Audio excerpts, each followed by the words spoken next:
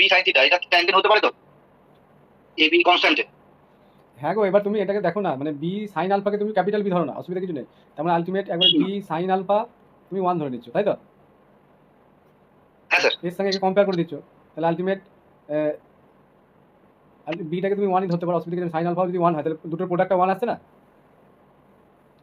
সেই হিসাবে এটা করা যাবে, বুঝলে? তাহলে কে ইকুয়াল টু হাফ। চলো,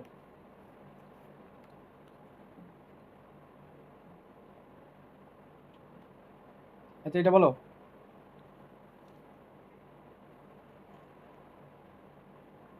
ডি হবে।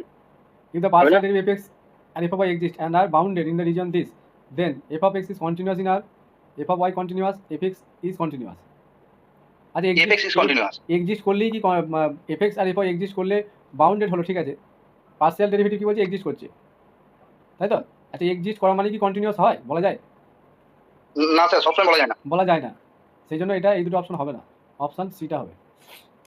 অপশন সিটা হবেই একবারে, কারণ নিশ্চয়ই এফএক্স কন্টিনিউয়াস এক্সিস্ট করেছে এবং কন্টিনিউয়াস হয়েছে, সেই জন্য এগুলো এক্সিস্ট করছে, তাই না? আচ্ছা। আচ্ছা 3 চিলড্রেন, এটা তো ভালো কোশ্চেন, এই ধরনের কোশ্চেন